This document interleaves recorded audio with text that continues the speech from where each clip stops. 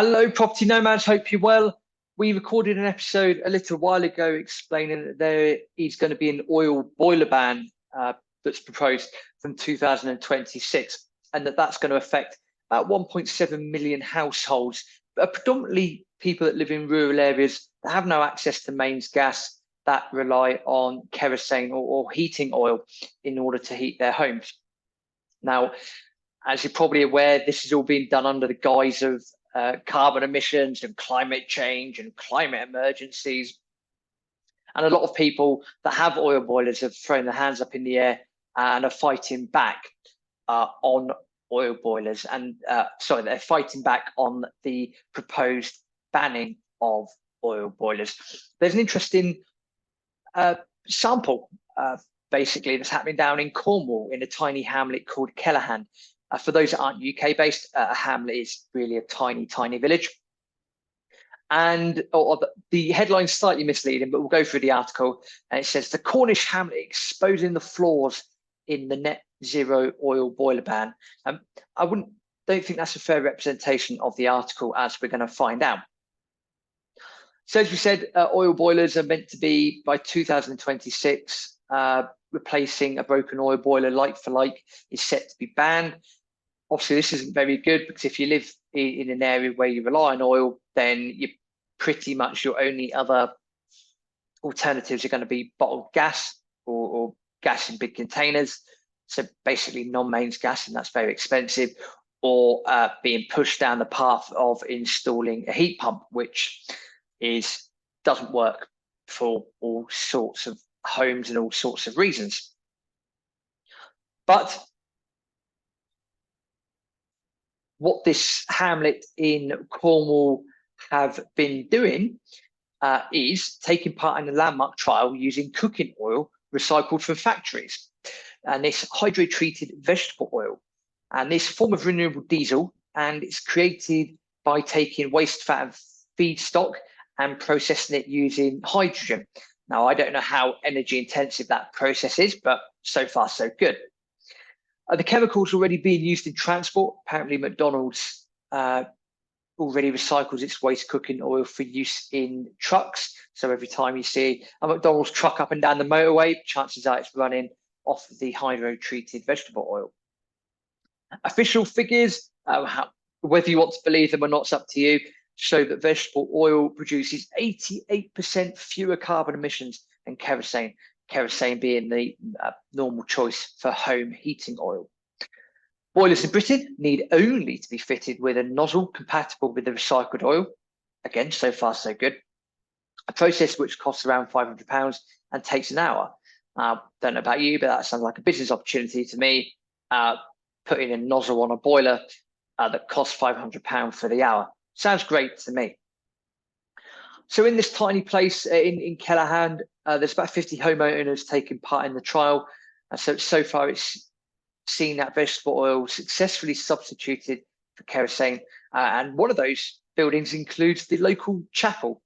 Andrew Geek, who's the Methodist Church's environment and climate change advocate, say that the Hamlet's Church has set itself a far more immediate net zero deadline in 2030.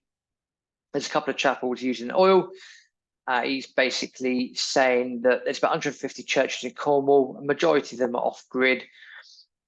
And because these buildings use heat infrequently, you need a system that will basically heat the buildings up quite quickly.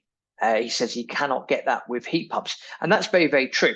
It's one of the disadvantages of having a heat pump is that they're not very rapid. So if you want to get instant heat, a heat pump's not going to do the job for you. He goes on to say that heat pumps are brilliant in the right place for the right thing, but a lot of church buildings are listed. You can't go around putting in external insulation, that's for sure, and you can't really do internal insulation either. End quote. And again, what Mr. Geek here hits upon is one of the key issues with this eco charge, that when you're dealing with older buildings, listed buildings, conservation areas, you're not just able to go around and let's do some external insulation here. Let's make all these alterations to the inside, because if it's a listed building, you might not be able to do that in the first place. So then with the older buildings that are more energy intensive, how do you then go about sorting them out? And now you see start to get into the rigmaroles of the UK. Going further on down the article, it talks about various numbers, and I'm not here to make this a half-hour episode because it's not fair on you, because as a listener, we've been told that about 15-20 minutes is what you like, so I'm going to try and keep it to that. But there are some other people in the same sort of area who come up with some points that we've come up with before. And what I like about this is these people, you're pretty much going to the people this is going to affect. So you're hearing from the people this is going to affect, not some office in Westminster that think things are a good idea. Let's go into the heart of the country. Let's see how this is going to affect people, and let's have an idea of what's going on. And reading from the article, Stephen Thomas, who's 64, has lived in his home for 27 years. It's a traditional detached house. It's one of the oldest in Kellerhand, so he's in the area where the vegetable oil trial was taking place. It's originally built in the 1860s. It's got 2-foot granite walls. This is one of the challenges with places like Cornwall, where your home is going to be built out of stone, not always the most energy efficient material. It would cost Mr. Thomas thousands to externally insulate his home, and that would undoubtedly spoil the look of the house. Again, aesthetics, one of the things that people aren't necessarily happy with. If you externally insulate your home, it's going to it's going to affect how the home looks. And when you've got if you're watching this on YouTube, if you've got a nice granite house like this chap has, then you can see why, if you're in his shoes, you probably wouldn't want to be doing this either. Mr. Thomas has got an oil-fired boiler. It's been heating the property for 17 years. It says it works perfectly well, and he says, and I quote, "I hate throwing something away that's working.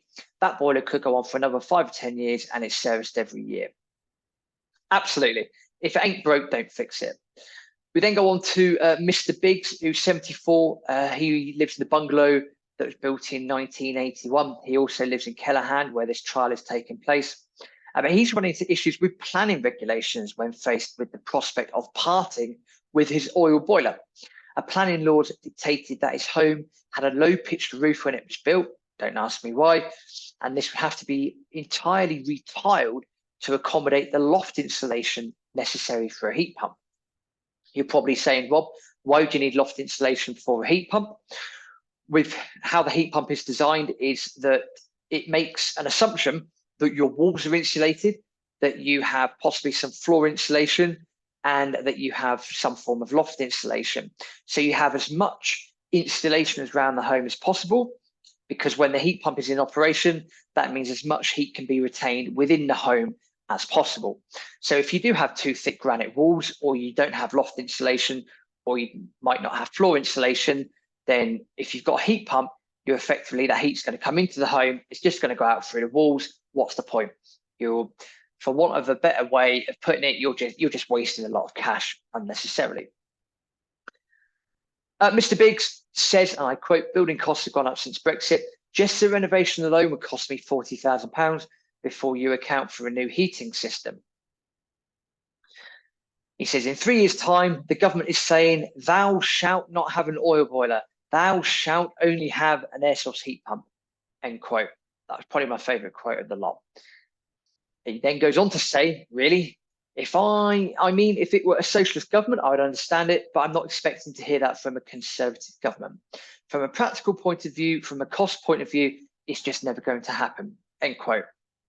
Now, the article goes on and on and on, different people talking about different things. What I find intriguing from this article, there's a couple of things.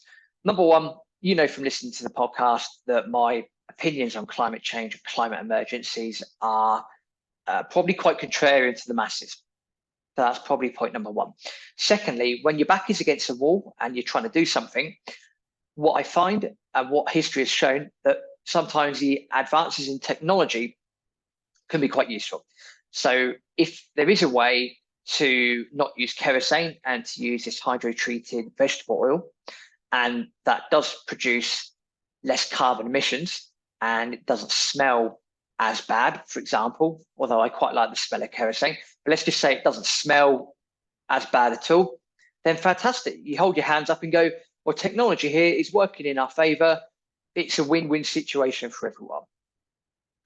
Also on that article, what it doesn't help, and I've come off the article now, I've come off the screen share, is that at the moment, at the time of recording this video, if you're filling up 1,000 litres of kerosene into your oil tank, that's probably going to cost about £800, give or take. If you're doing it with the hydrotreated vegetable oil, then that's going to cost a lot more. I think it's about 30 or 40% more. So again, we've got these situations where the idea of something is, and yet the cost of it is, it's not practical for a lot of people. A lot of people might not have the cash in the bank. A lot of people might just not want to do it. A lot of people, as we've just seen in the articles, are saying, well, hang on a minute, if it ain't broke, don't fix it. Why should I need to do this? Why should I need to do that? I've got a listed building here, or I've got to go through planning here to do this. And what's this all for? Is this going to make my quality of life better? Or if I've got X amount in the bank, hang on a minute, do you know what? I've always wanted to travel. I've always wanted to go to Barbados, or I've always wanted to go on safari. Whatever it is, when you get down to the meat and vegetables of it, when you're dealing with the local people, when you're dealing with how practical, impractical these things are going to be, I think, as you can see, a lot of people are going to go along the lines of, this isn't going to work for me, this isn't practical, I'm not happy with this. And most of the time it comes down to cost. And as we've said time and time again on Property Nomads, environmental policies on paper sound okay. When people start getting the bill for something, that's when people start throwing their toys at the pram, holding their hands up and going, hang on a minute, this isn't for me. And this is what we're seeing here. So I think the headline in the article is a bit misleading personally. All of that being said, if they, because of technology and people trying things, if it's proven that this method of heating oil is compatible and it's going to produce less carbon emissions, and they can get the cost of it in line with the cost of kerosene, then to me that sounds like a win-win situation, and I'm all for that. That just sounds like things are running more efficiently. Happy days. I'm all for efficiency. I'm sure you listen to this as a landlord, landlady, entrepreneur. We like efficiency. The more efficient something can be, you hold your hands up and go, that's great, thank you very much. But let's see what happens. It's a very interesting article. It sounds like there's some really good, funky movements going on in order to get past this potential oil ban that's coming in 2026. And if they can bring the cost down of the hydrotreated vegetable oil, this sounds like it could be a very good win-win for everyone. But as you can see from the article, when you get down to the meat and vegetables and speaking to people, normally they will come up and say, hang on a minute, the cost of this isn't good. I don't like this. Not for me. Thank you very much. Let's find another way of doing things. There we are. Please do subscribe to the podcast if you already haven't subscribed. Leave a review as well on iTunes or Spotify or whatever platform you're listening to us on. It helps to boost the podcast. It helps to get our word out to more people.